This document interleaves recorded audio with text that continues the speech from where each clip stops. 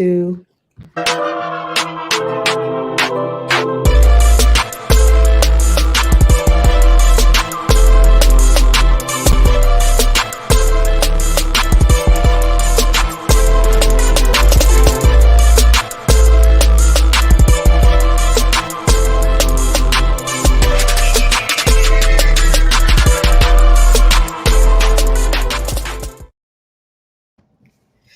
What's up, Rob? Wow, I'm speechless. I got questions. You got questions? Yeah. That's an interesting little intro you got there, shouted. Oh, you like that? I mean, it's interesting. I've never seen it before. You're very saw creative. You saw it last time, Robert. That's on the I first did. time. Yeah. First time. But anyway, what's going on, sis? So yesterday something happened, and when it happened, I called you and I was like, boy, I got a story to tell. I got some tea, boy. And I was like, we got to discuss this tomorrow, homie. Yeah. So y'all, I know you guys, unless you guys are living under a rock, I know you guys know, and we want to get your take on this too. I know you guys know what's going down with your boy Kirk Franklin and his cursing out his grown ass son. I don't know, Rob. You talk about it a little bit. No, I mean you need to set it off because you said you wanted to talk about it. Yeah, so let's get it in and really chop it up. I think that for me, I am living under a rock because had you not called me, I probably wouldn't have known anything about it. But I'm a big Kirk Franklin fan. Yeah, I love Kirk Franklin. GP, that's my favorite little dude in the whole wide world. Yeah, that's my dude. Yeah. So I know you guys heard. You guys, if you're not living under a rock, I know you guys heard the tape of Kirk Franklin cursing out his grown ass son. And Rob, I've known. I follow Kirk Franklin really closely, and so I knew that he was estranged from his son.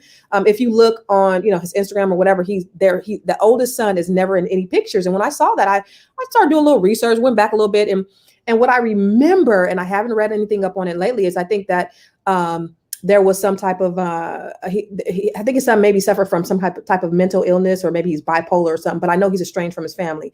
So he doesn't really come around much. He's not involved. He has Kirk Franklin has one child on his own.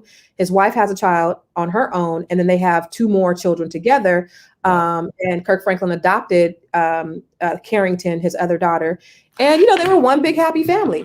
It looked like, but as when you raise kids, things don't always turn out the way you think. And my kids, I think my kids are the bomb.com, but I don't know what them jokers going to do after they get good and grown and on their own. You know what I mean? Yeah. So, the real deal with that, Constance, is that, something happens when teenagers turn about 14 or 15 or 16 or so. They get a blast email for guys. They think they look at their dad and they go, I think I could take that joke there, right? And for your son do that to you? That's another story we'll talk about another day. But and it seems like with the young ladies, they kind of look at their mamas like, I'm sick of this chick right here. I'm that. You know what? So it's really interesting to think about what happens in the mind of a teenager. Now, our parents were part of the baby boomer generation, right? Right. And we came from the parental upbringing of I wish you would. So would as the entertainer said, we live off the wish. Yeah, the wish method. Right. Our parents with the wish method. Right. I mean, we were birthed with the wish method, so we didn't have the courage to say, in a lot of instances, to do some of the things that kids of Generation Z and millennials and what's that one? Y. Mm-hmm. I mean, it's strange. I remember Angie Stone. I know she had gotten into some controversy a few years ago because I think she hit her daughter in the head with a pipe because her daughter jumped bad with her with a whole pipe. A whole pipe. A whole pipe. She said, I brought her into this world. I'll take her out. Disrespect me if you want to. Now, see, I will say that, but I ain't hitting none of my children with a pipe. A whole pipe. Yeah. No, I ain't gonna do it. I'm not gonna do it. Yeah.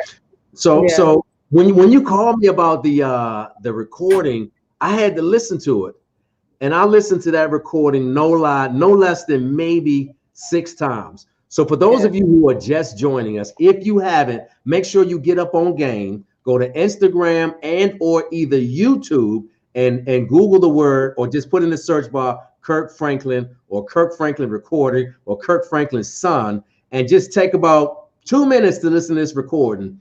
And the Kirk Franklin that y'all see on Sunday Best turned into somebody else when he was having this conversation with his son. I think we should let him hear it. What you think? Huh? I think we should let him hear it. Yeah, let him hear it. You got it. Let's roll it. I got it. Hold up. Let's do it. A piece of paper. Okay. Like this. When your bitch ass start to get your any motherfucking ass back out the goddamn way. Before I put my foot in your ass. I dare you. I dare you. I dare you. I dare you. Shut the fuck up. I'm old.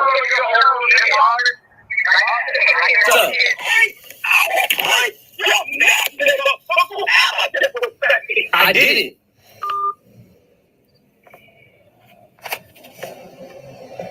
So, just run it one more time. Let it run it. Let it keep running, and mute one thing so that it won't echo. Play it again. Okay, you want me to play the whole thing again? Yeah. But mute. You probably got to mute something because it's echoing when you play it. Okay. I'll mute myself. Okay, hold on. I'm gonna do it again. Right.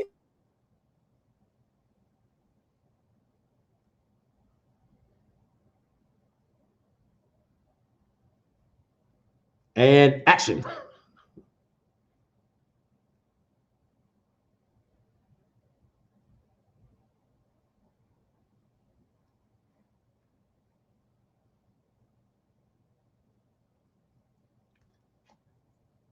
We couldn't hear it.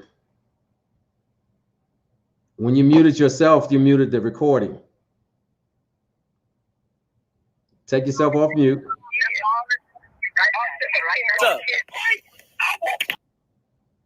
Run it back. Up a piece of paper.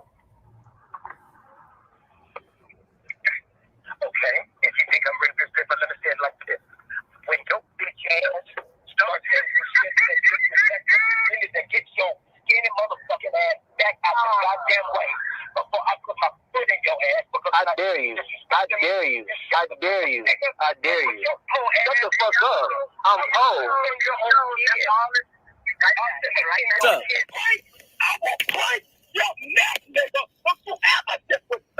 I did it.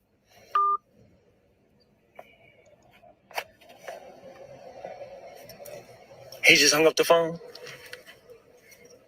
I'll break your neck. Is that a threat? Listen, let me be clear with you on one thing. That was a whole lot of passion that Kirk Franklin was speaking with. And I just want to address something real quick that Marsha X Moore said on the line. She said, worry about your own lives and your own children. First of all, Marsha, if you don't like what you're saying, you can turn to a whole nother channel altogether. This is Conversation Starters Live, and we like to have conversations. Either you can be in or you can be out. The choice is yours. However, we're talking about the very incomparable Kirk Franklin and a conversation that got played out loud and the world knows about it. Now, typically, I wouldn't comment on something like this, but since his son played it for the world to hear, I do have some things that I need to share, and I just want to hear what you think about what you just heard. Yeah, what do y'all think? Listen, the way Kirk cussed his ass out, it sounded like he had been practicing for a very long time. That joy just came way too natural to that brother. Kirk a little ass be walking around that house cursing motherfuckers out. I mean, mofos out. You know what I mean? Like, Kirk is cursing. See, so here's the thing. I know what typically happens. Like, a lot of people put dispersions on church folk and say, you shouldn't talk like that. The Bible says you should be slow to wrath and quick to listen. But sometimes fathers need to talk to their son in a language. In the church, people speaking in tongues, that's like a spiritual language. Well, sometimes you need to speak in tongues to your son because they don't get it. They don't get it. And so sometimes no, and sit down and try it another way. That doesn't work. So as a dad, you need to match the level of stupidity that they bring to you in your face. Yeah. Well, listen, I know church people who be, I mean, and you can't even put, I mean, it is what it is. That little boy, he disrespected his dad, obviously, and obviously he didn't play it from when he was being really, really disrespectful. So he obviously said some things that he shouldn't have said. And one of the things that Kirk Franklin said was that he didn't put the part where I had just called the therapist on the line. He didn't tell you the part that he said what he tried to show, and he tried to embarrass me. So what it did really was show that his son was a bitch ass, because how you gonna put your parent on blast, right? He basically proved his daddy right. So hold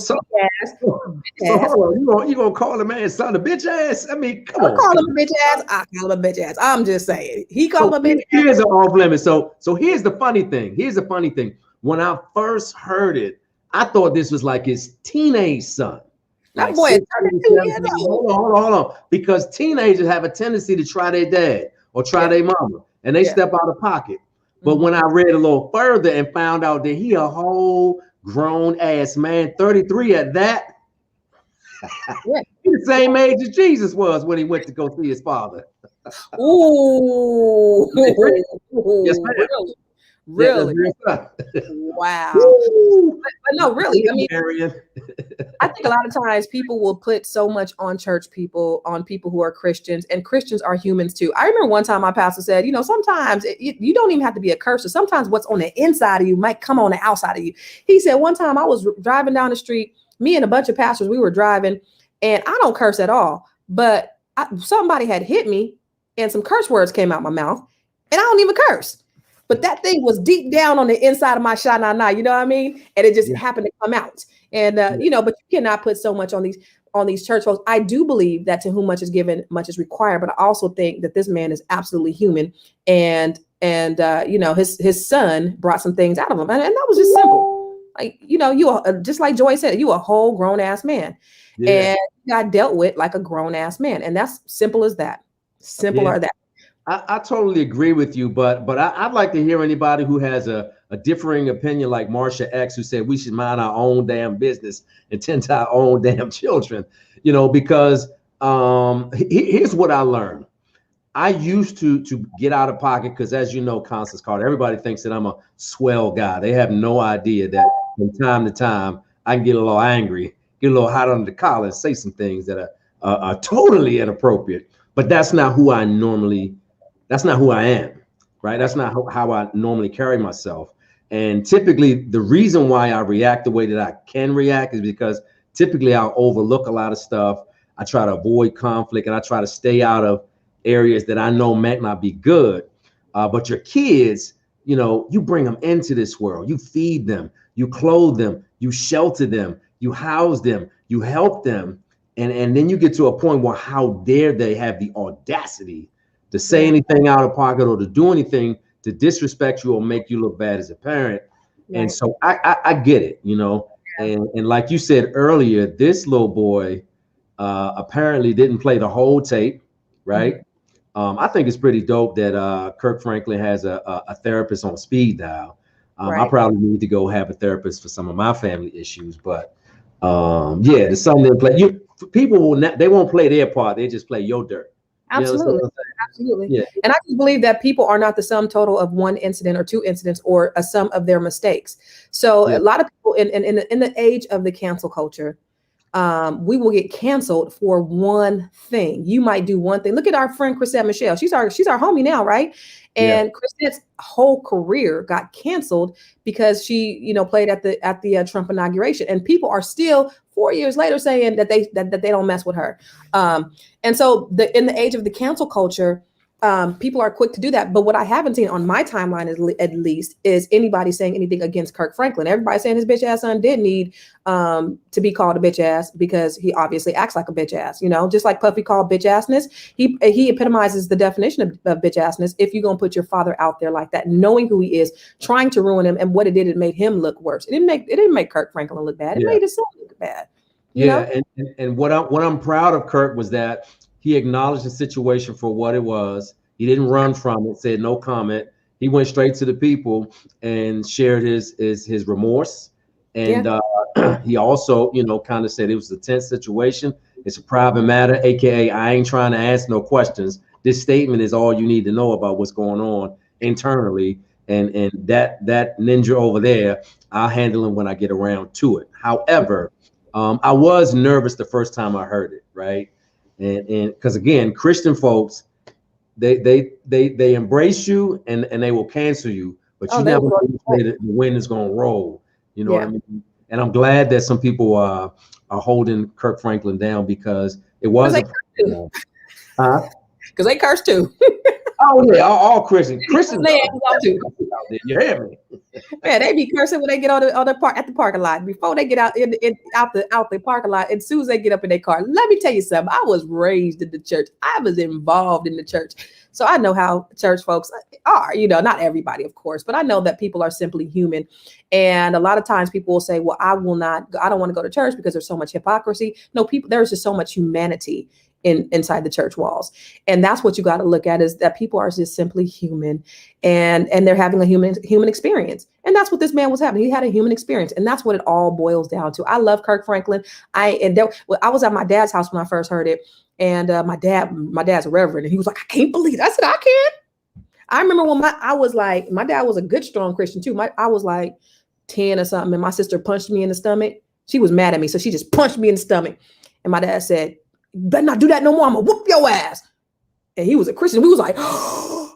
So I mean, listen, everybody had a moments. See, ass is one of those good cuss words. Like it's normally, accepted. Ain't nobody gonna raise an eyebrow and say, if you don't sit your ass down, little boy or little girl, if you don't bring your ass, that ain't. It's when you use the other ones that people tend to. Motherfucker, yo, po ass. Yeah, when you go with the BA. Bitch ass. Somebody about ready to fight. Lloyd Mitchell said, "The problem I have with Kirk is that why is he even dealing with the grown man issues? He should have cut his son off years ago. When are the parents going to learn to leave their children alone when they're not doing what is right?" And I think he has. I think the son is estranged from the family. I don't think. Did you hear him call? He said he called him a po ass. He said he was po. So obviously he ain't getting none of Kirk's money because he said with your po ass. So he ain't getting no money. You didn't cut him off. Look at David said. Kirk turning Plies real quick. You know how they say Plies? Sure how did Kirk look like? Yeah, Plies went online and said something as well, defending Kirk. But you know what, though, Lloyd, I appreciate your perspective, however flawed it may be. Parents have the right to deal with their kids on the level that they choose to deal with. We don't know what chapter we came in on that story. You understand what I mean? You don't know all the struggle that they've gone through. And like you said, Constable, apparently he's not still on the tip. And, it is what it is. He called him a broke ass, a po ass, yo skinny ass, like, yo skinny ass, broke ass, po ass. Like he was going in. And I don't mean to make light of this serious situation. However, it is conversation worthy. And it is our job to bring light to this real situation. Yeah, it flowed off of his tongue. Yeah. He was a seasoned cusser. Yeah, he was Sharon Bamberg said, the way Kirk said it was very flavorful. He most definitely is cussing that man out. The son was wrong for putting it out. Kirk apologized. I feel good for him, but he is a seasoned cusser. Yeah, I mean, this is not his first rodeo. I can tell you that right now. But again, God cannot judge us by that, because if God judges by some man-made curse words, then all of us will be doomed for hell. Yeah, for sure. Bitch ass is really bad. I mean, it's whatever we say it is. I mean, for him, bitch ass could be a term of endearment. You know what I mean? So it doesn't mean that, he might not have been saying anything bad. Let me stop to tell you real quick. Hold on, time out. Are you saying that it's possible that on some portion of this universe and planet that bitch ass is a term of endearment? For some people, bring your bitch ass here. Yeah. And it may have been a term of endearment for Kirk. And I mean, that's what it was. I'm just saying, it might not have been, he might not have meant it in a way that was negative. It might have been to uplift and motivate him. You know what I mean? So you got to just look at it in that way. Father, just in the name of Jesus, please come into this woman's life and shine your light on her so that she may see the right path to walk on. I am just saying, Robert Anthony. I'm just saying, but with everything that's going on, I think that this is the least of our worries. Kirk Franklin, obviously, he has been an involved father, and again, we can raise our children the best. I got 3 boys. I have 1 daughter. I am now single. I have 3 boys and 1 daughter, and I am doing the best that I can. The best that I absolutely can as a mother, and whatever happens to them after they leave Kirk made stuff right. After they leave the nest is on them. I don't know what they're going to do, but I know that I'm going to do the best that I can as a mother to give my kids. Yeah, that's dope, Constance. I would tread lightly on calling your son a bitch ass as a term of endearment. Same thing for your precious queen, princess. Never. So there are words to use in specific situations. But when you use those 2 words in the same sentence with as much clarity and force that he used, as much venom as he had, and seasoning, that's the whole problem. Huh? Yeah. I said, and seasoning. Seasoning, yeah. When he told the boy he was going to break his neck, if you ever disrespect me, I brought you in this world. I'll take you out. The Bible says, "Spare the rod and spoil the child." Now, whatever you say to them while you hitting them with that rod is on you. That's between you, him, and the Lord. So, I mean, it is what it is. I love it. But in any case, have you ever had a male figure talk to any other kids that you know of?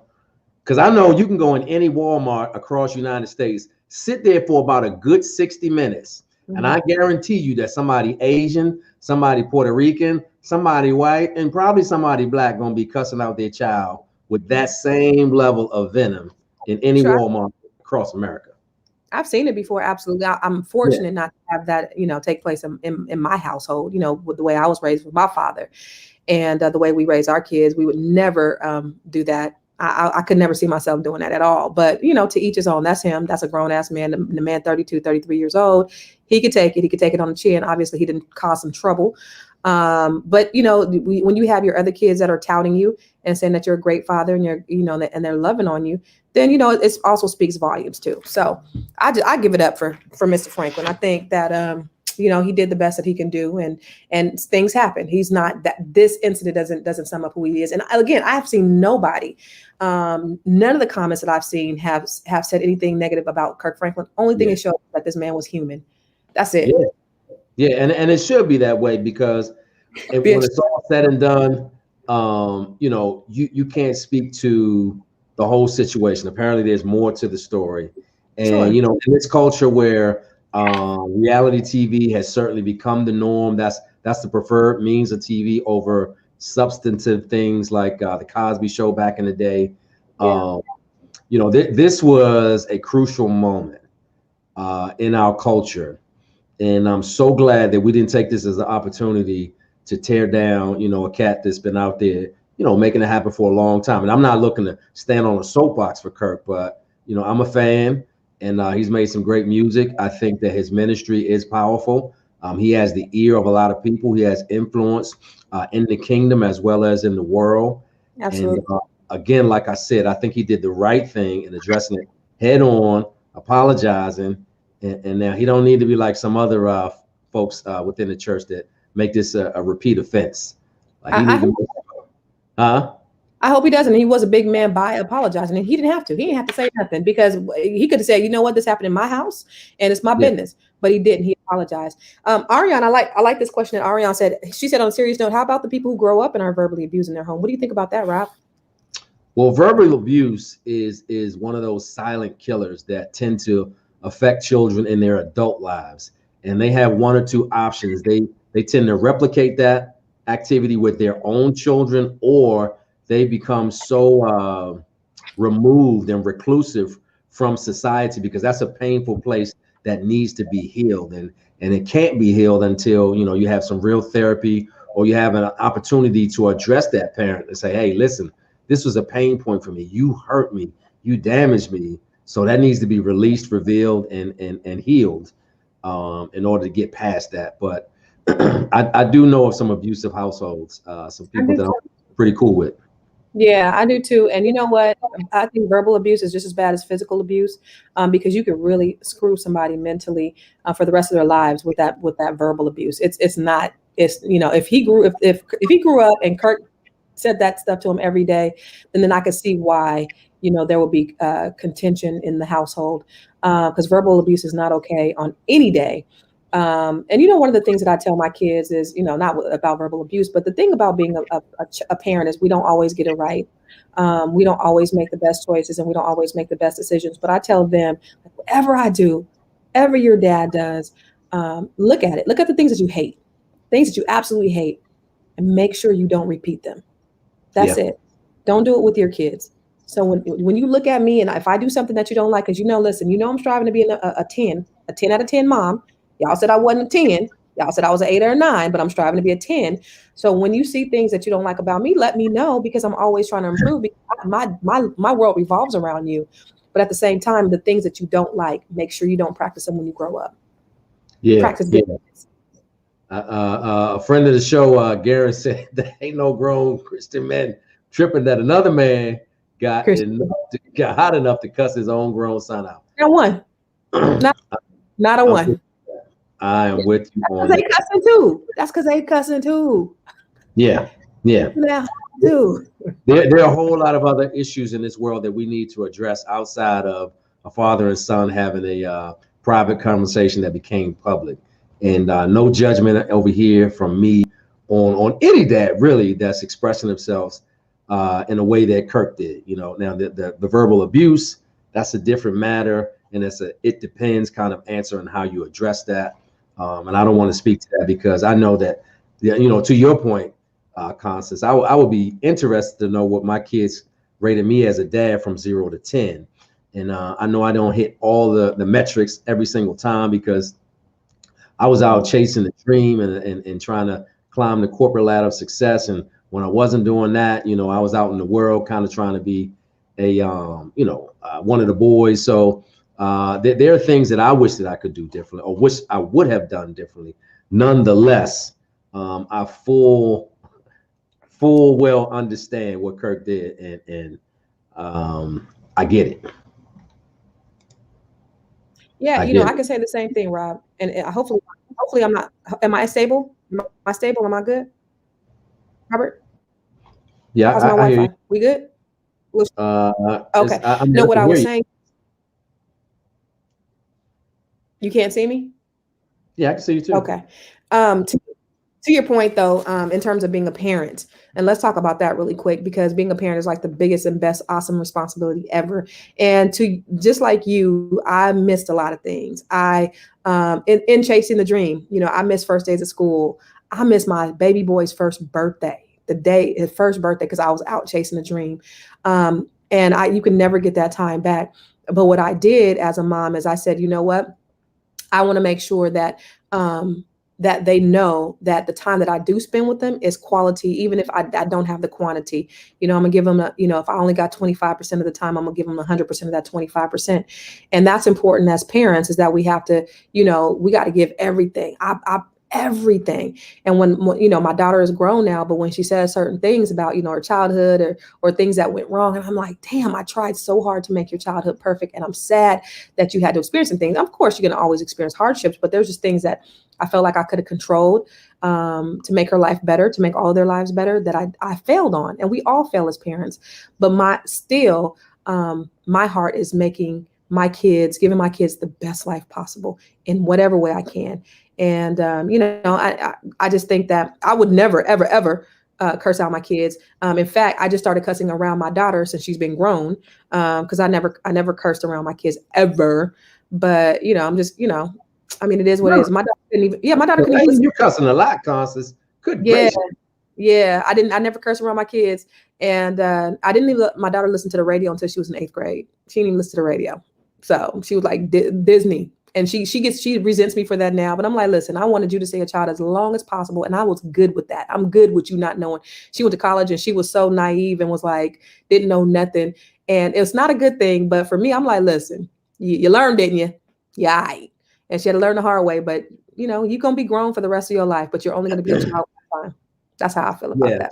So Constance, I appreciate that. I don't suggest you have your kid watching Disney till they were, we say 8th grade or 8 years old? 8th grade. 8th grade. So that's 13. Okay. Cool. So for anybody that's just stepping in the room real quick, just listen to what we're talking about, Constance. Set them up real quick. Let them know what's happening. And I would love if you could just give them a little voir dire of what we're talking about, because there's somebody who's still living under a rock who hadn't heard what happened. Yeah, it's your most favorite gospel singer, Kirk Franklin, who brought gospel music to the world in a way that nobody else has. He had an incident with his 32-year-old son or 33-year-old son, Carry On. Carry On recorded his dad so vibrantly and flavorfully cursing his, what Kirk quote bitch ass out, called him Poe. Tell I will break your mother effing neck if you ever disrespect me again. Ever. It was definitely quite interesting and entertaining. It was a moment, but it was not a movement. It did not encompass his life. And I don't believe that his body of work is at all affected by anything that happened yesterday. He probably got more support, and people probably love him more because of the humanity. I agree. Yeah. We'll run that tape real quick. Let's peep it. Oh, okay. Real quick. Let's run it real quick. We gonna run it? All right, let's run it. Paper. Okay, if you think I'm ready for this paper, let me say it like this. When your bitch ass start disrespecting, that gets your skinny motherfucking ass back out the goddamn way before I put my foot in your ass. I dare you. I dare you. I dare you. I dare you. Shut the fuck up. I'm old. What's up? I will break your neck, nigga. Don't you ever disrespect me. I did it.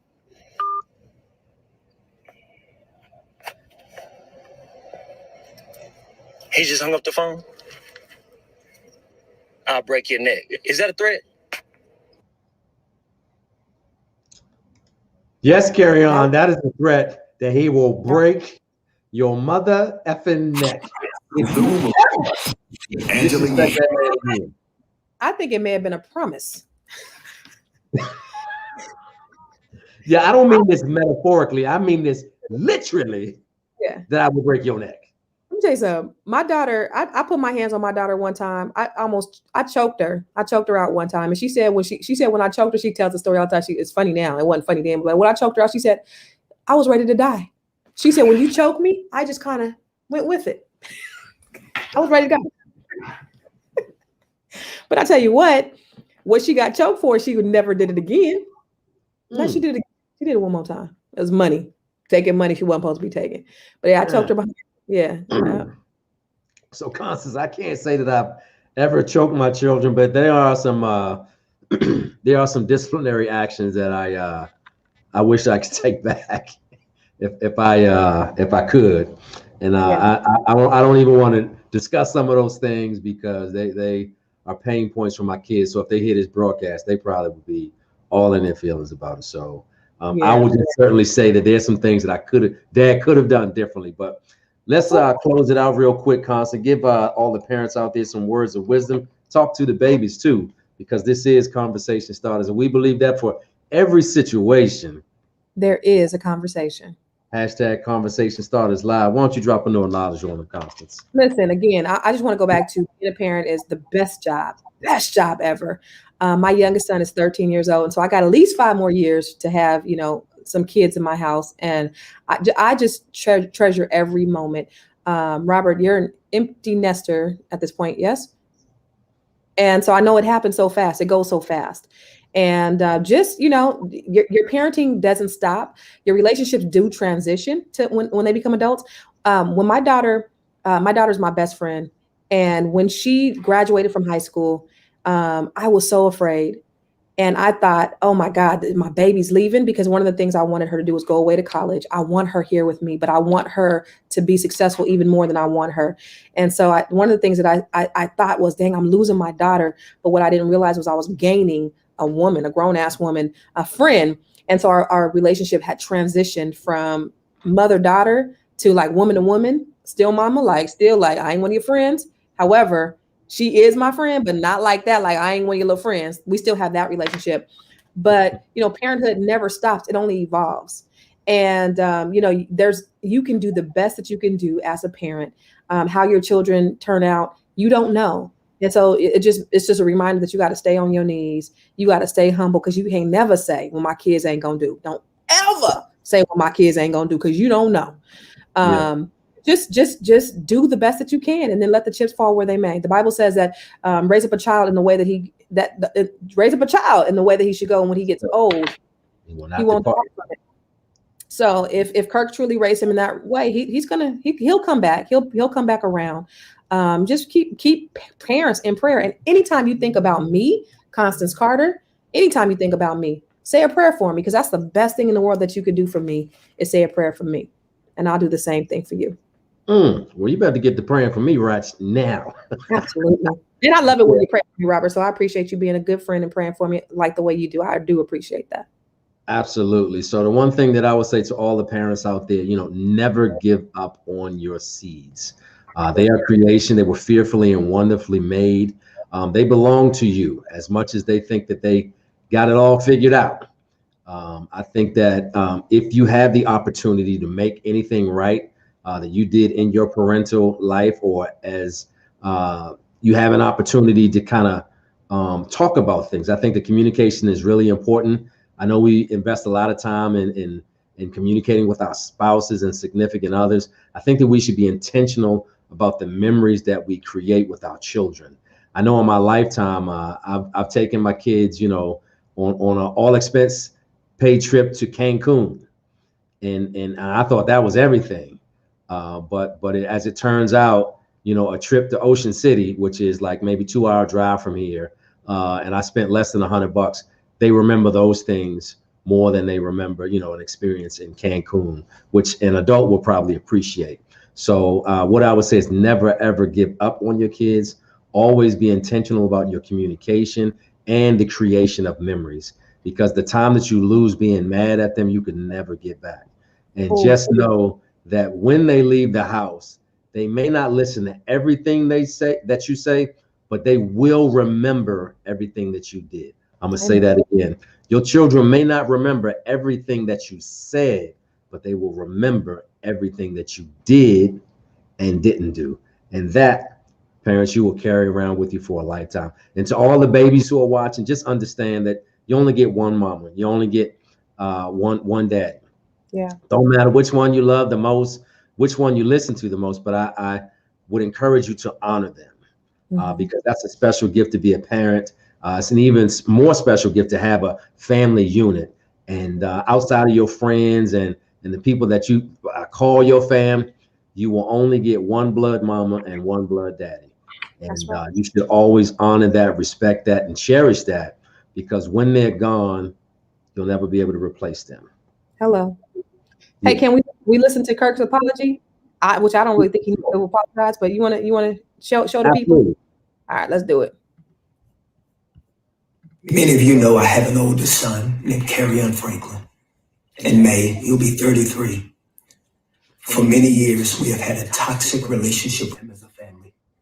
We've tried for many years through counseling, through therapy, to try to rectify this private family matter. Recently, my son and I had an argument that he chose to record. I felt extremely disrespected in that conversation, and I lost my temper. And I said words that are not appropriate. And I'm sincerely sorry to all of you. I sincerely apologize. I want you to know as a father that during that conversation, I called the family therapist, got that therapist on the phone to try to help. He never played that part of the recording. I'm not perfect. I'm human and I'm going to make mistakes and I'm trying to get it right. Please keep me and my family in your prayers. I love it. I love it. I love it. I love it. Like I said, he addressed the matter that happened, said, I'm not perfect. And, that's all you can ask for a human to do. Acknowledge the error of their way, acknowledge their humanness, and try to build on whatever semblance of what's left, because there may be no coming back from that. I mean, when you publicly disrespect me and put our stuff on blast, it's hard to come back from that, you know. And I just pray for the Franklin family and for everybody who's listening to us right now, Constance, because we've all been through something, whether it's with our children or our significant other or our friends, you know. But family specifically is what we're talking about. Yeah, just pray for folks. That's it. You know, I know one thing that a rule that I live by is if I ain't trying to get involved if I ain't willing to help in some way. And the best way that I know how to help somebody is pray for them. So I say definitely that. And so again, like I said, if a thought of Constance Carter rolls your mind, say a prayer for your girl. And pray for people who are going through turmoil. Because guess what? God is going to bless you for it. So anyway, I'm with Ariane. Ariane said we stand with Kirk. I stand with Kirk. I know you stand with Kirk, and there is no perfect person. Everybody makes mistakes. And the moment that we think that we are perfect is the moment that we are living in a total lie. And, you know, God ain't going to honor that. So, you know, and how blessed is he to have a son, his son and have a father, just like Leigh Morris said, you know, if this was 50 years ago, Kirk would have rolled up on him with a shotgun. Listen, Marvin Gaye's daddy said, I brought you in this world and I'll take you out, and actually took him out and didn't go to jail for it. So, you know, we have to, you know, everything in perspective. I would never curse my kids out like that. I don't know. I don't think I will. I have not to date, but I don't got a 32-year-old estranged child either. So you never know what could happen. So you never say what you ain't never going to do, and don't ever say what your kids ain't going to do, period. Yeah, for sure. Well, Constance, I certainly enjoy having this opportunity to talk to you in a minute. Sure. Brother. I'll hook up with you at some place sometime in the very near future on some other broadcast. Yes. But until then, sis, I appreciate you for your honesty, for your integrity, and I will certainly lift you in prayer as always. Thank you. I appreciate you. I love you and I appreciate you. I love you back, sis. All right. Have a good one.